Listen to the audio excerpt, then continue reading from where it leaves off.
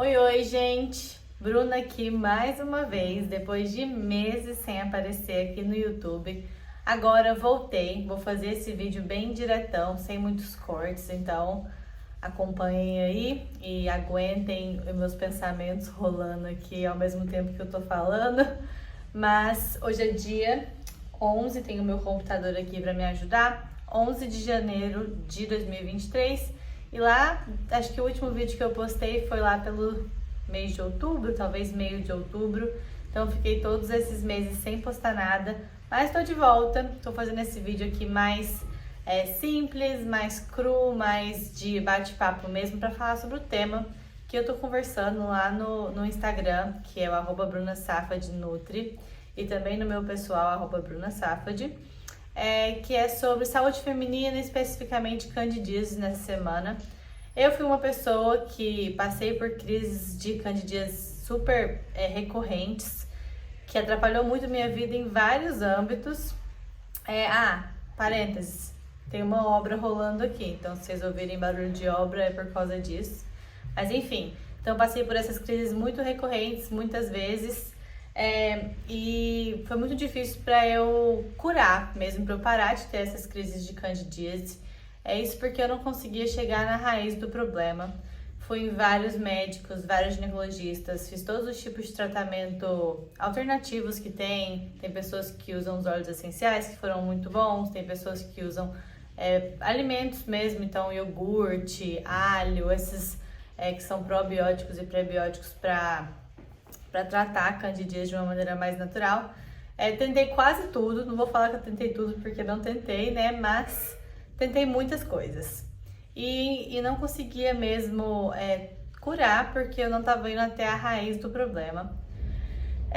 Então eu comecei a estudar esse tema, que me interessava especificamente pelo fato de que eu estava passando por esse problema, mas também porque é um tema que eu sei que muita gente passa e eu queria aprender para que eu pudesse ajudar outras pessoas, e é isso que eu tenho feito hoje em dia, e é uma área que eu realmente me apaixonei e adoro trabalhar.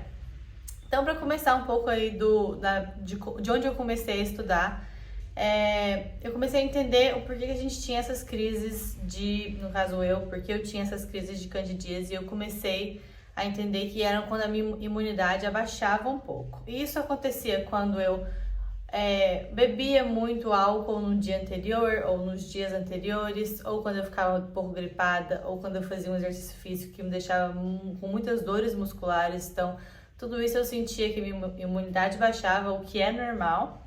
E aí, logo em seguida, eu tinha uma crise de candidíase que era agravada por vários motivos da vida. Então, roupa apertada, enfim, dia a dia muito quente, então eu ficava muito abafada ali na região, que é um ambiente propício para a proliferação dos fungos e bactérias, especificamente a Cândida é um fungo. É um fungo que já vive na região, então não entendam como uma coisa que cresceu ali aleatoriamente, não. Foi uma coisa que é um fungo que já existe na vagina, na região vaginal, nas mulheres. Também alguns homens podem ter na região do pênis, mas na verdade é mais incomum porque é menos propício para a proliferação. E aí eu comecei a pesquisar como realmente acontecia isso, e eu comecei a ver que... Oi! Fui interrompida aqui, mas voltando. Então eu comecei a ver que quando acontecia esses momentos de baixa imunidade, eu tinha candidíase logo depois. E aí comecei a pensar, onde está esse problema, né? Eu entendi que quando minha imunidade abaixava, proliferava, mas o porquê? Por que entrava em desbiose essa flora bacteriana e fúngica? Flora bacteriana e fúngica se desregulavam, ficavam em desbiose, né? E aí eu percebi que muito tinha a ver com o intestino. Então, nas minhas pesquisas, eu comecei a ver que elas eram interligadas. Então, a flora intestinal, ela está ligada à flora bacteriana vaginal. E isso, se uma está em desbiose, a outra também, consequentemente, estaria.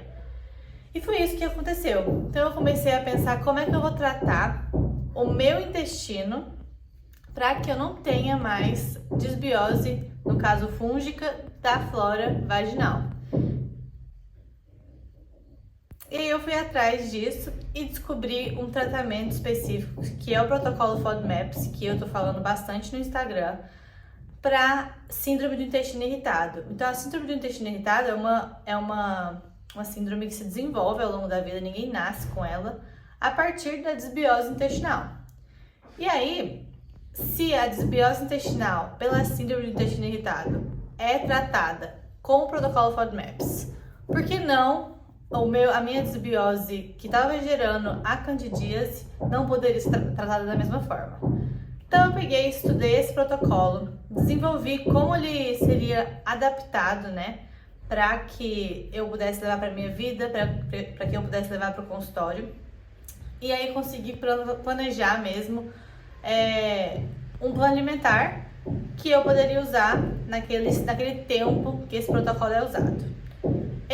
O ideal desse protocolo é que ele seja usado de 2 semanas a 4, sendo 4 semanas o ideal, que é quando a gente vê melhores resultados, e foi o que eu fiz.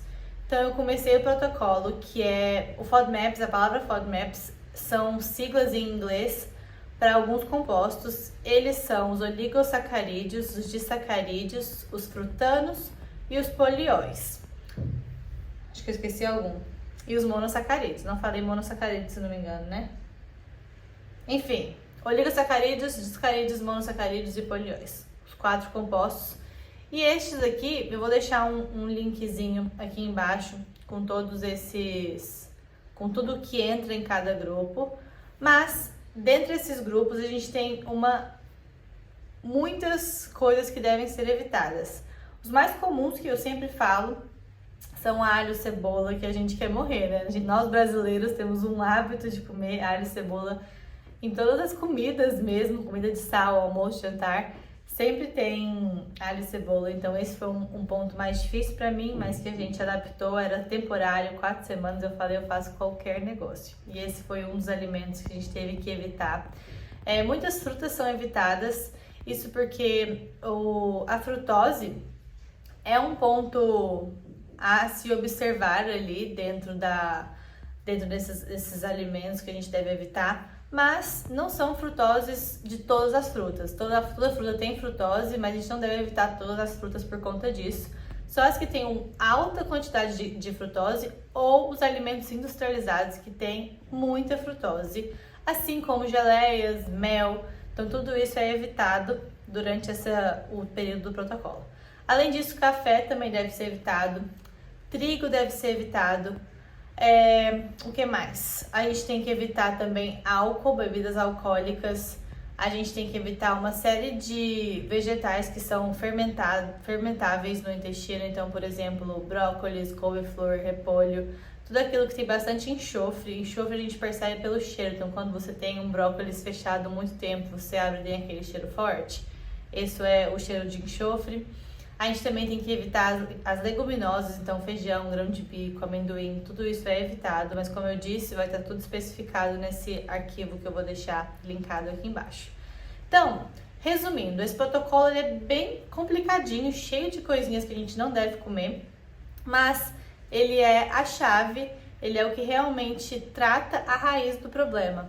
Então eu fiz esse protocolo durante 4 semanas. A volta à alimentação normal, ela é feita de uma maneira bem minuciosa, então a gente volta um alimento de cada vez, testando como o nosso corpo vai reagir àquele alimento depois de 4 semanas sem ter contato com ele. Então eu voltei com as coisas que eu mais sentia falta, então eu voltei com feijão, testei ele durante 3 dias, vi que eu não tive nenhum sintoma muito grave. Adicionei logo depois, então, o trigo, os pães, né? E vi também que não tive nenhum sintoma muito grave também. E fui assim por diante até que toda a minha alimentação tivesse normal. Isso demorou em torno de 2 meses, então 8 semanas. Mas, depois disso, eu não tive que me preocupar mais em ter candidíase. É óbvio que usei, durante esse período, alguns métodos que são não tradicionais da medicina, né? Então, usei óleos essenciais, principalmente o óleo de melaleuca, que é um antifúngico. Usei o Copaíba também, que é ótimo para tratamentos desse tipo. Usei medicamentos convencionais também, que a minha ginecologista me passou. E isso é muito individual, cada médico ou médica vai ver o que é melhor para o paciente. Mas tratar a raiz do problema é o essencial, e é isso que eu tô falando muito lá no Instagram e trouxe aqui pro YouTube, porque é um tema que eu quero trazer mais vezes por aqui. Esse é um vídeo mais rápido, né? Sem muitos cortes, também mais simplão ali. Mas acho que como uma primeira tentativa, tô achando bem bacana, quero fazer mais vezes porque é mais conversado. E qualquer dúvida vocês podem deixar no comentário que eu vou tentar responder todo mundo. E acompanha no Instagram também para ter mais informações, mais conteúdo sobre esse tema se te interessa. Muito obrigada para você que ficou até aqui. E é isso. Beijo, até o próximo vídeo.